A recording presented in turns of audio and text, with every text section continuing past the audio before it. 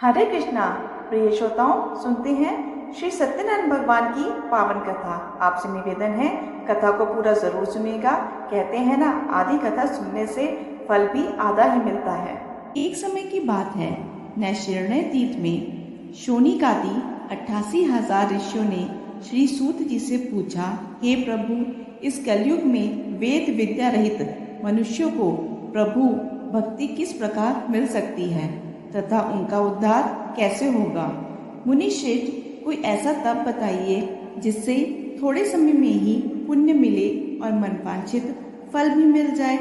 इस प्रकार की कथा सुनने की हम इच्छा रखते हैं। सर्व शास्त्रों के ज्ञाता सूत जी बोले, हे वैष्णवों, मैं पूज्य आप सभी ने प्राणियों के हित की बात पूछी है, इसलिए मैं एक ऐसे श्रेष्ठ व्रत को आप लोगों को बताऊंगा जिसे नारद जी ने लक्ष्मी नारायण जी से पूछा था और लक्ष्मीपति ने मुनि श्रेष्ठ नारद जी को कहा था।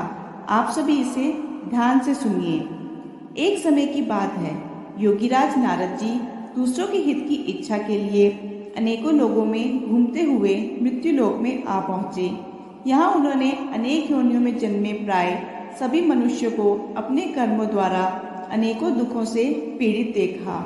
उनका दुख देख नारद जी सोचने लगे कि ऐसा यत्न किया जाए कि जिससे करने से निश्चित रूप से मानव के दुखों का अंत हो जाए। इसी विचार पर मनन करते हुए वह विष्णु लोक में गए। वहां वह देवों के ईश भगवान नारायण की स्तुति करने लगे, जिनके हाथों में शंख चक्र गदा और पद्म थे, गले में वरमाला पहने हुए थे। स्तुति करते हुए नारद जी बोले, हे भगवान, आप अत्यंत शक्ति से संपन्न हैं। मन तथा वाणी भी आपको नहीं पा सकती। आपका आदि मध्य तथा अंत नहीं है। निर्गुण स्वरूप सृष्टि के कारण भक्तों के दुख को दूर करने वाले आपको मेरा नमस्कार है। नारद जी की स्तुति सुन विष्णु भगवान बोले, हे मुनि श्रेष्ठ, आपके मन में क्या बात है? आप किस काम के लिए पधारे हैं, उसे निसंकोच कहो। इस पर नारद जी बोले कि मृत्यु लोक में अनेक योनियों में जन्मे मनुष्य अपने कर्मों के द्वारा अनेक दुखों से दुखी हो रहे हैं। हे नाथ, आप मुझ पर दया करते हैं तो बताइए कि वह मनुष्य थोड़े प्रयास से ही अपने दुखों से कैसे छुटकारा पा सकते हैं। श्री हरि बोले, हे नारद, मनुष्यों की भलाई के लिए तुमने बहुत अच्छी बात पूछी है। जिसके करने से मनुष्य मोह से छूट जाता है, वह बात मैं कहता हूँ, उसे सुनो। स्वर्ग लोक व मृत्यु लोक दोनों में एक दुर्लभ उत्तम व्रत है जो पुण्य देने वाला है। आज प्रेम वश होकर मैं उसे तुमसे कहता हूँ। श्री सत्यनारायण भगवान की यह व्रत अच्छी तरह विधान पूर्वक करके मनुष्य तुरंत ही यहाँ सुख भोग कर मरने पर मोक्ष पाता है। श्री हरि के वचन सुनकर नारद जी बोले कि उस व्रत का फल क्या है और उसका विधान क्या है। यह व्रत किसने किया था? इस व्रत को किस दिन करना चाहिए? सभी कुछ विस्तार से बताइए। नारद जी की बात सुनकर श्री हरि बोले, दुख व शोक को दूर करने वाला यह व्रत सभी स्थानों पर विजय दिलाने वाला है। मानव को भक्ति व श्रद्धा के साथ शाम को सत्यनारायण की पूजा धर्मपरायण होकर ब्राह्मणों व बंधुओं के साथ करनी चाहिए। भक्ति भाव से ही नैवेद्य, केले का फल, घी, दूध और गेहूं के आटे का सवाया ले। गेहूं के स्थान पर साठी का आटा, शक्कर तथा गुड़ लेकर भी सभी भक्षण योग्य पदार्थों को मिलाकर भगवान का भोग लगाएं। ब्राह्मणों सहित बंधु बांधवों को भी भोजन कराएं। इसके बाद स्वयं भोजन करें। भजन कीर्तन के साथ भगवान की भक्ति में लीन हो जाएं। इस तरह से सत्यनारायण भगवान का यह व्रत करने पर मनुष्य की सारी इच्छाएं निश्चित रूप से पूरी होती हैं।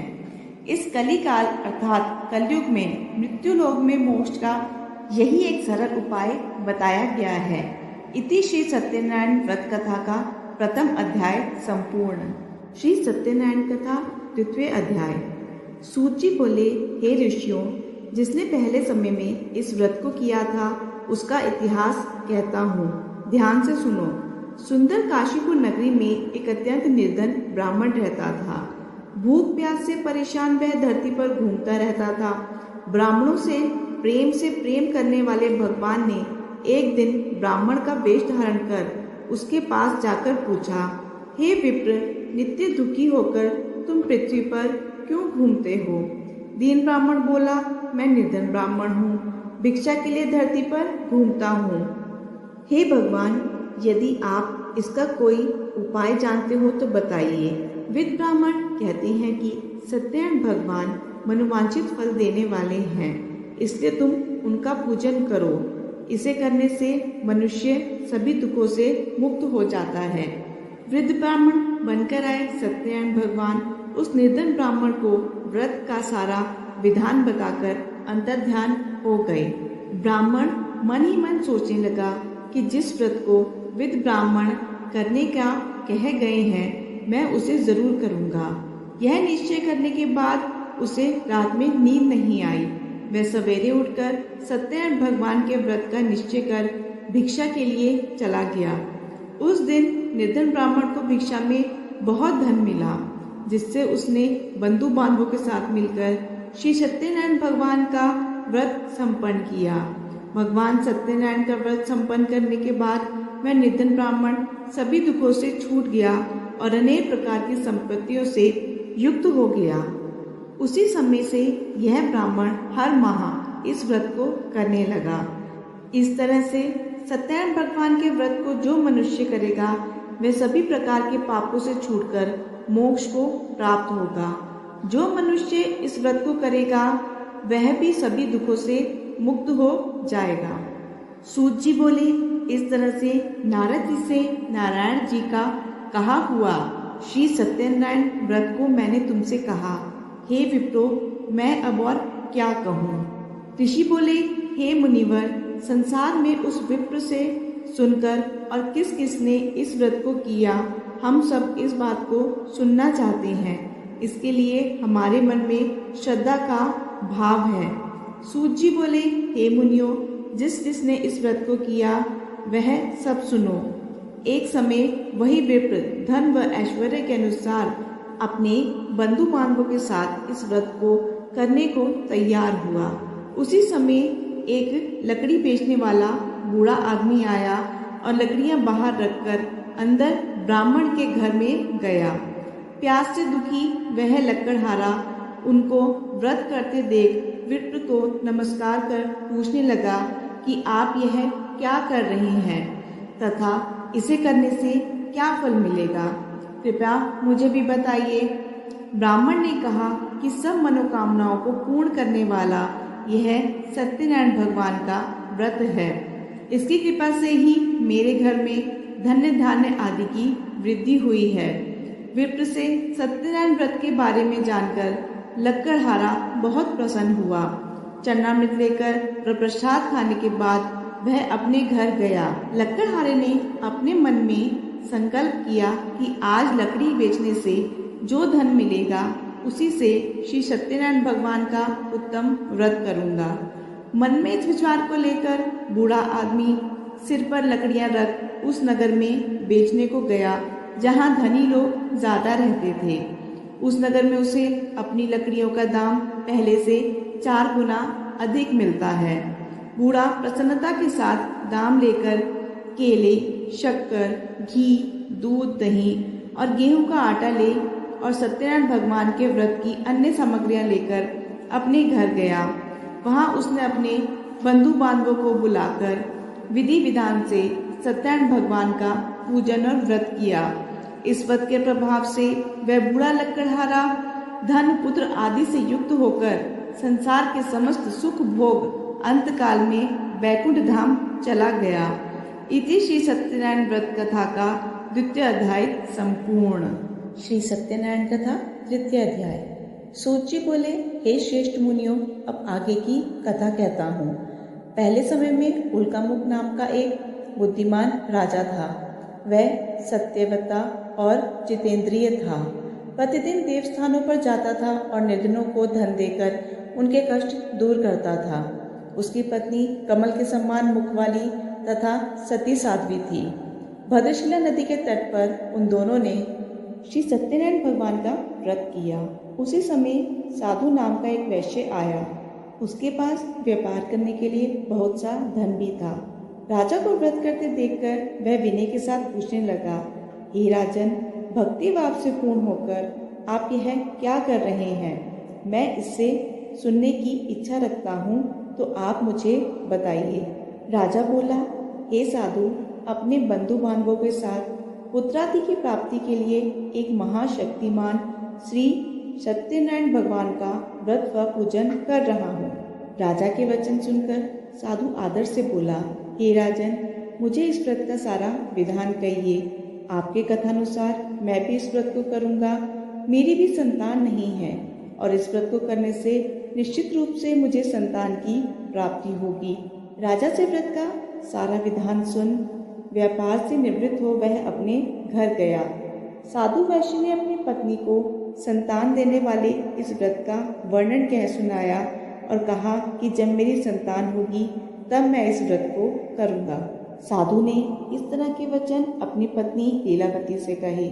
एक दिन लीलावती पति के साथ आनंदित हो संसारिक धर्म से प्रवृत्त होकर सत्यनारायण भगवान की कृपा से गर्भवती हो गई। 10वें महीने में उसके गर्भ से एक सुंदर कन्या ने जन्म लिया। दिनों दिन में ऐसे बढ़ने लगी जैसे कि शुक्ल पक्ष का चंद्रमा बढ़ता है। माता पिता ने अपनी कन्या का नाम कलावती रखा। एक दिन लीलावती ने मीठे शब्दों में अपने पति को याद दिलाया कि आपने सत्यनारायण भगवान के जिस व्रत को करने का संकल्प किया था उसे करने का समय आ गया है। आप इस व्रत को करिए। साधु बोला कि हे प्रिय, इस व्रत को मैं उसके विवाह पर करूँगा। इस प्रकार अपनी पत्नी को आश्वासन देकर वह नगर को चला गया।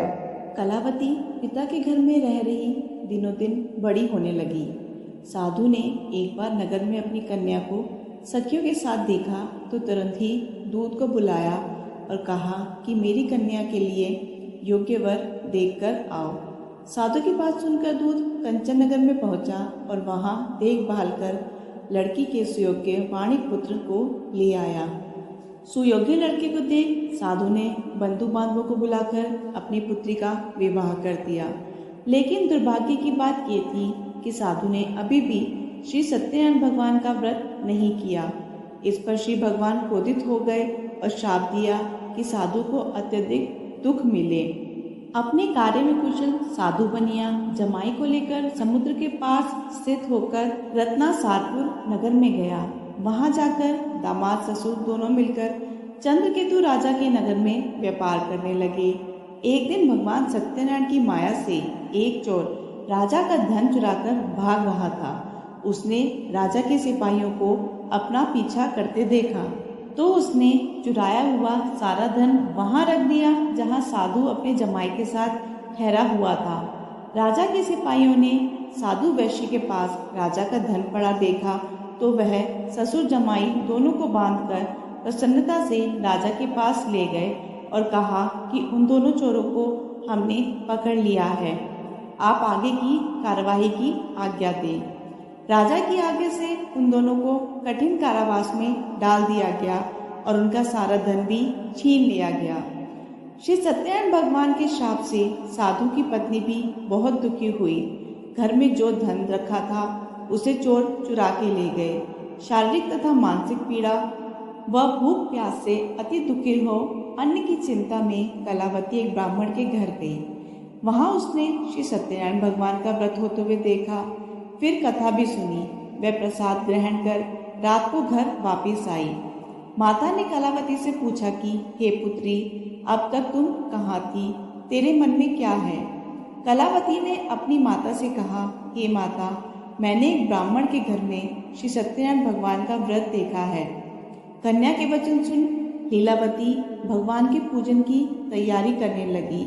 लीलावती ने परिवार व बंधुओं सहित सत्यनारायण भगवान का पूजन किया और उनसे वर मांगा कि मेरे पति तथा जमाई शीघ्र घर आ जाएं। साथ ही यह भी प्रार्थना करी कि हम सबका अपराध क्षमा करें। श्री सत्यनारायण भगवान इस व्रत से संतुष्ट हो गए और राजा चंद्रकेतु को सपने में दर्शन देकर कहा, हे राजन, तुम उन दोनों वैश्यों को छोड़ दो और तुमने उनका जो धन लिया है उसे वापस कर दो। अगर तुमने ऐसा नहीं किया तो मैं तुम्हारा धन, राज्य व संतान सभी को नष्ट कर दूंगा। राजा को यह कहकर भगवान अंतर्ध्यान हो गए। प्रातःकाल सभा में राजा ने अपना सपना सुनाया। फिर बोले कि वाणिक पुत्रों को कैद से मुक्त कर सभा में लाओ। दोनों ने आते ही राजा को प्रणाम किया। राजा मीठी वाणी में बोला, एक महानुभावो, भाग्यवश ऐसा कठिन दुख तुम्हें प्राप्त हुआ है, लेकिन अब तुम्हें कोई भय नहीं है। ऐसा कह राजा ने उन दोनों को नए वस्त्र भूषण भी पहनाए और जितना धन उनका लिया था उससे दोगुना धन वापस कर दिया। दोनों वैश्य अपने घर को चल दिए। इति श्री सत्यनारायण व्रत कथा का तृतीय अध्याय संपूर्ण। श्री सत्यनारायण कथा चतुर्थ अध्याय। सूत जी बोले, वैश्य ने मंगलाचार कर अपनी यात्रा आरंभ की और अपने नगर की ओर चल दिए। उनके थोड़ी दूर जाने पर एक दंडी वेशधारी श्री सत्यनारायण ने उनसे पूछा कि हे साधु, तेरी नाव में क्या है? अभिमानी वाणिक हंसता हुआ बोला, हे दंडी, आप क्यों पूछते हो? क्या धन लेने की इच्छा है? मेरी नाव में तो बेल व पत्ते भरे हुए हैं। वैश्य के कठोर वचन सुन भगवान बोले, तुम्हारा वचन सत्य हो। दंडी ऐसे वचन कह वहां से दूर चले गए। कुछ दूर जाकर समुद्र के किनारे बैठ गए। दंडी के जाने के बाद साधु वैश्य ने नित्य क्रिया के पश्चात नाव को ऊंची उठते देखकर अचंबा माना और नाव में बेल पत्ते आदि देख वह मूर्छित हो जमीन पर गिर पड़ा। मूर्छा खुलने पर वह अत्यंत शोक में डूब गया। तब उसका दामाद बोला कि आप शोक ना मनाएं, यह दंडी का शाप है, इसलिए हमें उनकी शरण में जाना चाहिए, तभी हमारी मनोकामना पूरी होगी। दामाद की बात सुनकर वह दंडी के पास पहुंचा और अत्यंत भक्ति भाव से नमस्कार करके बोला, मैंने आपसे जो असत्य वचन कहे थे उनके लिए मुझे क्षमा करें। ऐसा कहकर महान शोकातुर हो रोने लगा। तब दंडी भगवान बोले, हे वाणिक पुत्र, मेरी आज्ञा से बार बार तुम्हें दुख प्राप्त हुआ है। तू मेरी पूजा से विमुख हुआ है। साधु बोला, हे भगवान, आपकी माया से ब्रह्मा आदि देवता भी आपके रूप को नहीं जानते, तब मैं ज्ञानी कैसे जान सकता हूँ? आप प्रसन्न होइए, अब मैं सामर्थ्य के अनुसार आपकी पूजा करूँगा। मेरी रक्षा करो और पहले के समान नौका में धन भर दें। साधु वैश्य के भक्ति पूर्वक वचन सुनकर भगवान प्रसन्न हो गए और उसकी इच्छा अनुसार वरदान देकर अंतर्ध्यान हो गए। ससुर जमाई जब नाव पर आए तो नाव धन से भरी हुई थी। वही अपने अन्य साथियों के साथ सत्यनारायण भगवान का पूजन कर अपने नगर को चल दिए। जब नगर के नजदीक पहुंचे तो दूत को घर पर खबर करने के लिए भेज दिया। दूत साधु की पत्नी को प्रणाम कर कहता है कि मालिक अपने दामाद सहित नगर के निकट आ गए हैं। दूत की बात सुन साधु की पत्नी लीलावती ने बड़े हर्ष के साथ सत्यनारायण भगवान का पूजन कर अपनी पुत्री कलावती से कहा कि मैं अपने पति के दर्शन को जाती हूँ, तू कार्य पूर्ण कर शीघ्र आ जा। माता के ऐसे वचन सुनकर कलावती जल्दी से प्रसाद छोड़ अपने पति के पास चली गई। प्रसाद की अवज्ञा के कारण श्री सत्यनारायण भगवान रुष्ट हो गए और नाव सहित उसके पति को पानी में डुबो दिया। कलावती अपने पति को ना पाकर रोती हुई जमीन पर गिर गई। नौका को डूबा हुआ देख व कन्या को रोता देख साधु दुखी होकर बोला कि हे प्रभु, मुझसे तथा मेरे परिवार से जो भूल हुई है उसे क्षमा करें। साधु के दीन वचन सुनकर श्री सत्यनारायण भगवान प्रसन्न हो गए और आकाशवाणी हुई, हे साधु, तेरी कन्या मेरे प्रसाद को छोड़कर आई है, इसलिए उसका पति अदृश्य हो गया है। यदि वह घर जाकर प्रसाद खाकर लौटती है तो इसे इसका पति अवश्य मिलेगा। ऐसी आकाशवाणी सुन कलावती घर पहुंचकर प्रसाद ग्रहण करती है और फिर आकर अपने पति के दर्शन करती है। उसके बाद साधु अपने बंधुओं बांधवों सहित श्री सत्यनारायण भगवान का विधि विधान से पूजन करता है तथा इस लोक में सुख भोग व अंत में स्वर्ग को जाता है। श्री सत्यनारायण व्रत कथा का चतुर्थ अध्याय संपूर्ण। श्री सत्यनारायण कथा पंचम अध्याय। सूत जी बोले, हे ऋषियों, मैं और भी एक कथा सुनाता हूँ, उसे भी ध्यानपूर्वक सुनो। प्रजापालन में लीन तुंगध्वज नाम का एक राजा था। उसने भी भगवान का प्रसाद त्याग कर बहुत ही दुख सहन किया। एक बार वन में जाकर वन्य पशुओं को मारकर वह बड़ के पेड़ के नीचे आया। वहां उसने ग्वालों को भक्ति भाव से अपने बंधुओं सहित सत्यनारायण भगवान का पूजन करते देखा। अभिमानवश राजा ने उन्हें देखकर भी पूजा स्थान में नहीं गया और ना ही उसने भगवान को नमस्कार किया। ग्वाला ने राजा को प्रसाद दिया, लेकिन उसने वह प्रसाद नहीं खाया और प्रसाद को वहीं छोड़कर वह अपने नगर को चला गया। जब वह नगर में पहुंचा तो वहां सब कुछ तहस नहस हुआ पाया, तो वह शीघ्र ही समझ गया कि यह सब भगवान ने ही किया है। वह दोबारा ग्वालों के पास पहुंचा और विधि पूर्वक पूजा करके प्रसाद खाया, तो श्री सत्यनारायण भगवान की कृपा से सब कुछ पहले जैसा हो गया। दीर्घ काल तक सुख भोगने के बाद मरणोपरांत उसे स्वर्गलोक की प्राप्ति हुई। जो मनुष्य परम दुर्लभ इस व्रत को करेगा तो भगवान सत्यनारायण की अनुकंपा से उसे धन्य धान्य की प्राप्ति होगी। निर्धन धनी हो जाता है और भयमुक्त हो जीवन जीता है। संतानहीन मनुष्य को संतान सुख मिलता है और सारे मनोरथ पूर्ण होने पर मानव अंतकाल में वैकुंठ धाम को जाता है। सूत जी बोले, जिन्होंने पहले इस व्रत को किया है, अब उनके दूसरे जन्म की कथा कहता हूँ। वृद्ध शंतानंद ब्राह्मण ने सुदामा का जन्म लेकर मोक्ष की प्राप्ति करी। लक्कड़हारे ने अगले जन्म में निषाद बनकर मोक्ष प्राप्त किया। उल्कामुख नाम का राजा दृष्टत होकर वैकुंठ को गए। साधु नाम के वैश्य ने मोर ध्वज बनकर अपने पुत्र को आरे से चीरकर मोक्ष पाया।